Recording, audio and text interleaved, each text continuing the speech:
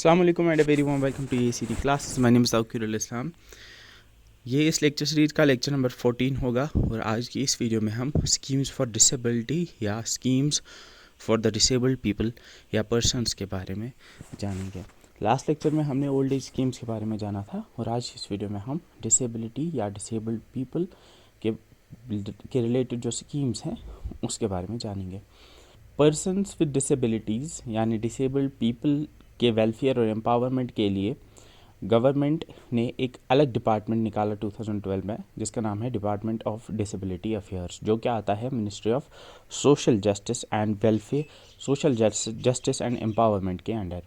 इस डिपार्टमेंट का नाम department of empowerment of persons with disabilities दिव्यांगजन रखा गया इन 2014। तो पहले इसका नाम डिपार्टमेंट ऑफ डिसेबिलिटी अफेयर्स हुआ करता था, 2012 में इसको बनाया गया, फिर इसका नाम चेंज करके department of empowerment of persons with disabilities दिव्यांगजन 2014 में रखा गया। ये डिपार्टमेंट बेसिकली 3 लॉज की इम्प्लीमेंटेशन को देखता है। इंडिया के अंदर 3 एक्ट्स या 3 लॉज, मेजर लॉज हैं जो डिसेबल्ड पीपल के रिलेटेड है, जिनकी इम्प्लीमेंटेशन को ये डिपार्टमेंट देखता है। यानी इस डिपार्टमेंट का काम है इन 3 लॉज या एक्ट्स की इम्प्लीमेंटेशन को नज़र रखना। First is the rehabilitation council act 1992, second is the persons with disabilities equal opportunities protection of rights and full participation act 1995। This is the most important act. इस act का date बहुत ज़रूरी है, इसका डेट आप याद रखना। The persons with disabilities equal opportunities protection of rights and full participation act 1995 में पास हुआ था। ये बहुत इंपॉर्टेंट है, ये ज़रूरी है आपको याद रखना।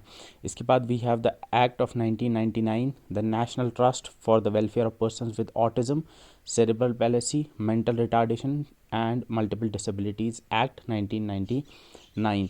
तो ये एक नेशनल ट्रस्ट एक्ट पास किया गया था 1999 में। इन 3 एक्ट्स की इम्प्लीमेंटेशन को देखता है department of empowerment of persons with disabilities दिव्यांगजन। ठीक है, इसमें आपका 1995 याद रखना, the year in which the persons with disabilities equal opportunity protection of rights and full participation act पास किया गया था। इस वाली स्लाइड में आपको याद रखना है डिपार्टमेंट ऑफ डिसेबिलिटी अफेयर्स को 2012 में बनाया गया है। ये आता है ministry of social justice and empowerment के अंडर। डिपार्टमेंट का नाम चेंज किया गया to department of empowerment of persons with disabilities 2014 में, और इसके अंदर 3 एक्ट्स आते हैं, जिसमें मेन है the persons with disabilities act 1995। अब जैसे हमने ओल्ड एज स्कीम में देखा था Indira Gandhi national old age pension scheme, तो वैसे ही जो डिसेबल्ड पीपल हैं या पर्सन विद स्पेशल एबिलिटीज़ हैं उनके लिए एक एक्ट है जो क्या आता है नेशनल सोशल असिस्टेंस प्रोग्राम के अंडर। अगर आपको याद होगा, मैंने बोला था नेशनल सोशल असिस्टेंस प्रोग्राम के अंडर 5 स्कीम्स आती हैं मेजर, जिसमें एक ओल्ड एज पीपल के लिए, एक डिसेबल्ड पीपल के लिए और एक विडोज़ के लिए है। तो डिसेबल्ड पीपल के लिए एक जो पेंशन स्कीम है उसका नाम है national Indira Gandhi national disability pension IGNDPS। Indira Gandhi national disability scheme को फरवरी 2009 में मिनिस्ट्री ऑफ रूरल डेवलपमेंट ने लॉन्च किया था। नेशनल सोशल असिस्टेंस प्रोग्राम आता है डिपार्टमेंट ऑफ रूरल डेवलपमेंट के अंदर, ये आपको याद रखना, ये इंपॉर्टेंट है। ये है डिसेबल्ड पीपल के लिए एक स्कीम। इस स्कीम को इंट्रोड्यूस किया गया था अंडर NSAP यानी नेशनल सोशल असिस्टेंस प्रोग्राम, जो कि मंथली पेंशन देती है डिसेबल्ड पीपल को। एंड इसमें जो क्राइटेरिया है वो ये है कि डिसेबल्ड पर्सन की एज 18 साल के ऊपर होनी चाहिए, उसकी डिसेबिलिटी 80% से ज़्यादा होनी चाहिए और वो BPL फैमिली से बिलोंग करना चाहिए, तभी उसको पेंशन मिल सकती है अंडर दिस स्कीम। ठीक है, अब क्या क्या बेनिफिट्स मिलते हैं यहाँ पे आपको याद रखना है कि 300 रुपये पर मंथ की पेंशन दी जाती है दिव्यांगजन कहते हैं डिसेबल्ड लोगों को।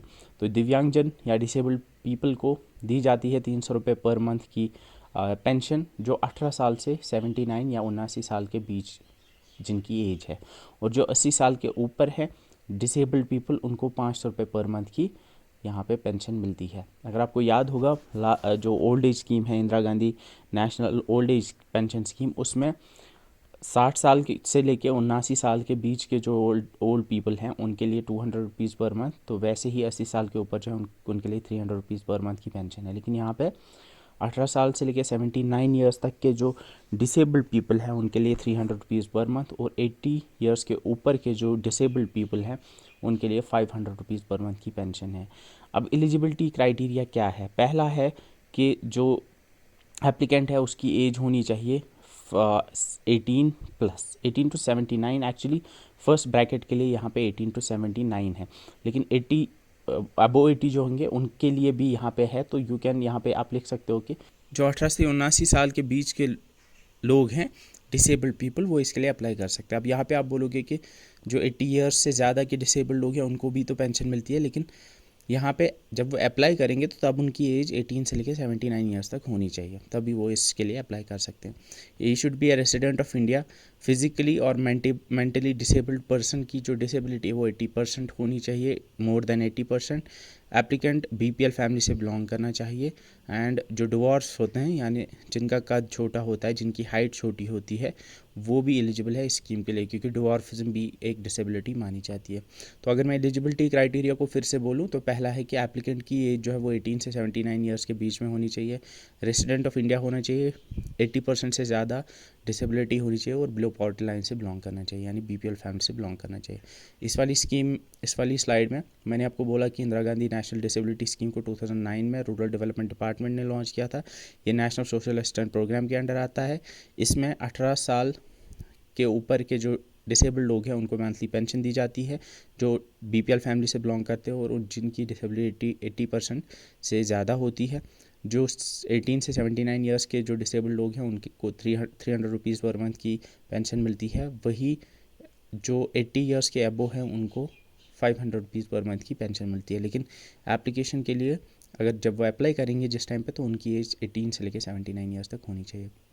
अब यहाँ पे मैं एक चीज़ जो है वो क्लियर करना चाहूँगा कि अभी मैंने आपको बोला कि जो बेनिफिट्स प्रोवाइड किए जाते हैं टू द डिसेबल्ड पीपल, उसमें हमने देखा कि जो मैंने आपको बोला कि under this scheme, under the Indira Gandhi national disability pension scheme, 300 rupees per month pension provide की जाती है और 500 rupees per month pension provide की जाती है to 17 up to 70 years and for the above 80 years people respectively.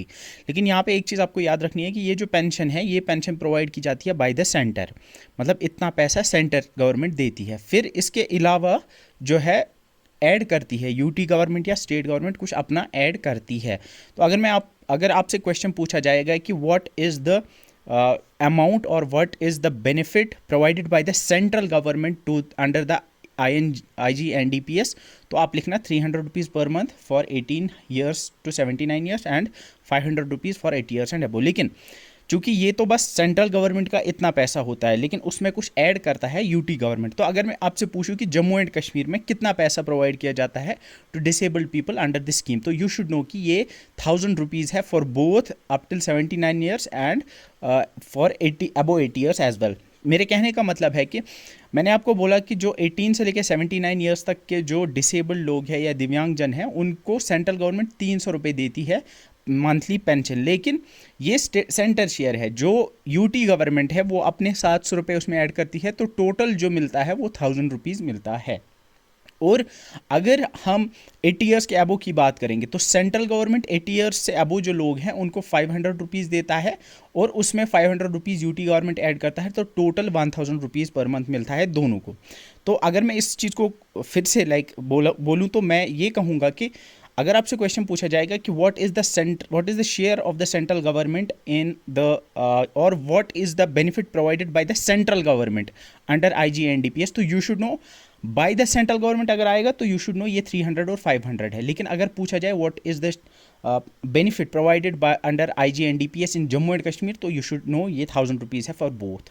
ठीक है। अब यहाँ पे अगर आपको याद होगा, मैंने पिछले वाले लेक्चर में मैंने आपको ओल्ड एज स्कीम्स के बारे में पढ़ाया था। वहाँ पे मैंने Indira Gandhi national old age pension scheme के बारे में बोला था, तो वहाँ पे भी ये चीज़ अप्लाई होती है। वहाँ पे मैं PDF में ऐड कर दिया है, तो वहाँ पे आप क्या करोगे, जो Indira Gandhi national old age pension scheme है, ये ओल्ड एज वाली पेंशन स्कीम जो है, इसमें मैंने आपको बोला था कि 200 rupees for 60 to 79 years and 500 rupees per month to above 80 years के जो बुजुर्ग हैं उनको दिया जाता है। लेकिन अगर आपको यहाँ दिख रहा होगा, यहाँ पे लिखा है द सेंट्रल असिस्टेंस, यानी सेंट्रल गवर्नमेंट जो प्रोवाइड करती है वो इतना है, और नीचे जो ये लाइन लिखी हुई थी वो यही थी कि स्टेट्स जो है वो एडिशनल अमाउंट पे करेगी या प्रोवाइड करेगी at least equivalent amount to the assistance provided by the central government, यानी एटलीस्ट उनको उतना देना है जितना सेंट्रल गवर्नमेंट दे रही है, उतना उसमें ऐड करना है, या फिर उससे ज़्यादा भी दे सकते हैं। तो अगर जो यहाँ पे मैंने बोला था कि आपको 200 रुपीज़ पर मंथ मिलते हैं फॉर 60 to 79 ईयर्स, ये पिछले वाली वीडियो की स्लाइड है, और फॉर द 80 ईयर्स अबो जो है उनको 500 रुपीज़ पर मंथ मिलते हैं। लेकिन जो जम्मू एंड कश्मीर में यूटी का जो शेयर है वो ऐड करके जो फाइनल अमाउंट मिलती है वो 1000 रुपीज़ है। यहाँ पे 1000 रुपीज़ में 200 रुपीज़ सेंट्रल गवर्नमेंट देता है और 800 रुपीज़ जो है वो आपका यूटी गवर्नमेंट देता है। एंड सेम इज़ जो 80 ईयर्स से अबो हैं उनको भी 1000 रुपीज़ मिलता है, उनको 500 रुपीज़ सेंट्रल गवर्नमेंट का शेयर है और 500 रुपीज़ उसमें से यूटी गवर्नमेंट देती है। तो अगर मैं इस सब का क्रैक्स बोलूँ तो both under both Indira Gandhi national old age pension scheme as well as Indira Gandhi disability pension scheme, Jammu and Kashmir में सबको 1000 रुपीज़ मिलता है दोनों स्कीम्स में, चाहे उसकी एज जो भी हो, ठीक है। अब यहाँ पे बस फ़र्क इतना है कि शेयर यूटी कितना उसमें से देती है और सेंट्रल गवर्नमेंट उसमें से कितना देती है, उसका फ़र्क है, ठीक है। आई होप ये चीज़ क्लियर हो गई है। लास्ट वाले लेक्चर में ये स्लाइड मैंने ऐड कर दी है कि जम्मू एंड कश्मीर में आपको कितना मिलता है और इसमें आपको कितना मिलता है, ठीक है।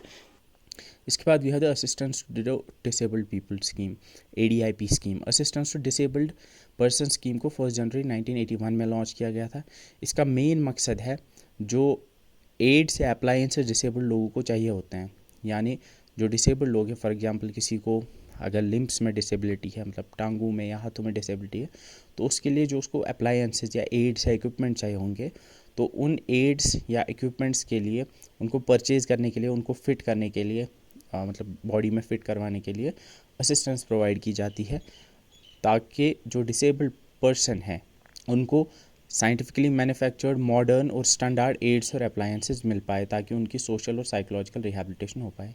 तो बेसिकली जो assistance to disabled person scheme है, ये स्कीम जो है ये प्रोवाइड करती है एड्स, ये प्रोवाइड करती है appliances to the disabled people, उनको परचेज़ करने के लिए और उनको फिट करवाने के लिए असिस्टेंस प्रोवाइड करती है, ठीक है।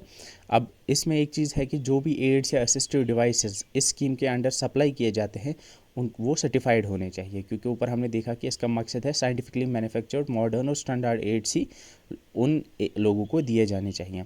अब ये जो स्कीम है ये इम्प्लीमेंट की जाती है NGOs के through, different NGOs, non government organisations और national institutes under the ministry of the disabled people, और इसके अलावा ALIMCO is artificial limbs manufacturing company या कॉरपोरेशन, जो एक PSU है। इन 3 के थ्रू ही ये एड्स प्रोवाइड की जाती हैं डिसेबल्ड लोगों को। तो अगर मैं फिर से बोलूँ, assistance to disabled person scheme जो है, इस स्कीम के थ्रू अप्लायंसेस और एड्स, यानी फॉर एग्जांपल हेयरिंग एड है, चश्मा है और आर्टिफिशियल लिम्स हैं, जो डिसेबल्ड लोगों को जिन एड्स या जिन अप्लायंसेस, जिन डिवाइसेस की ज़रूरत पड़ती है, वो प्रोवाइड किए जाते हैं through this scheme. I hope ये चीज़ अब क्लियर हो गई है। अब अगर हम एलिजिबिलिटी की बात करेंगे, फर्स्ट है कि ये इंडियन सिटीज़न होना चाहिए और यहाँ पे कोई एज का बार नहीं है, किसी भी एज का इंडियन सिटीज़न भर सकता है। दूसरी चीज़ है कि उसको 40% डिसेबलमेंट सर्टिफिकेट होनी चाहिए, बेंचमार्क डिसेबिलिटी जो होती है 40% वो होनी चाहिए। ये यहाँ पे याद रखना है कि जो Indira Gandhi national disability pension scheme है उसमें 80% डिसेबिलिटी होनी चाहिए, लेकिन यहाँ पे सिर्फ 40% डिसेबिलिटी वाले को भी ये एड प्रोवाइड की जाती है। अब वहाँ पे हमने देखा था कि वहाँ पे सिर्फ BPL फैमिली से बिलोंग करना चाहिए था, लेकिन यहाँ पे मंथली इनकम जो है वो 30,000 रुपीज़ पर मंथ से ज़्यादा नहीं होनी चाहिए, या तो उसकी खुद की या फिर उसके पेरेंट्स की, ठीक है।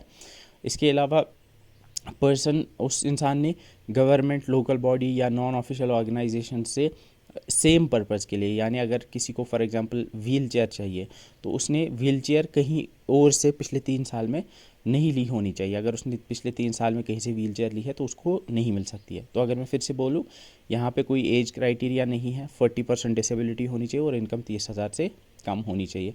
अब यहाँ पे क्वांटम फॉर असिस्टेंस क्या है? बेसिकली एक तो एड्स प्रोवाइड किए जाते हैं, लेकिन इसके अलावा इसमें essential surgical correction and intervention भी प्रोवाइड की जाती है prior to the fitment of aids and appliance. For example अगर किसी को आर्टिफिशियल लिम्ब लगाने हैं, आर्टिफिशियल बाजू लगानी है, किसी को आर्टिफिशियल पैर लगाने हैं, तो उसको फिट करने से पहले, उस आर्टिफिशियल लिम्ब को फिट करने से पहले मे बी उसको सर्जिकल करेक्शन, मतलब उसको फिट करने के लिए मे बी सर्जरी की ज़रूरत होगी ताकि वो अच्छे से फिट हो पाए। आई होप ये चीज़ आप समझ रहे हो।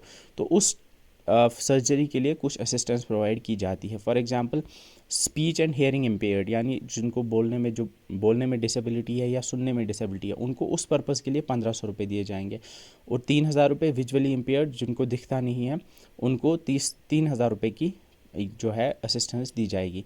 और जो ऑर्थोपेडिकली इम्पेयर्ड हैं, यानी जिनको पैरों में कोई इशू है या जिनको हाथों में कोई उनको इम्प्लांट्स की ज़रूरत है, यानी उनको अगर आर्टिफिशियल लिम्ब्स की ज़रूरत है, उनको 15,000 रुपये तक की असिस्टेंस प्रोवाइड की जा सकती है सर्जिकल करेक्शन के लिए। यानी वो एड लगाने के लिए अगर उनको ज़रूरत है पहले कुछ सर्जिकल असिस्टेंस की, तो वो प्रोवाइड की जा सकती है। आई होप ये चीज़ आप समझ रहे हो।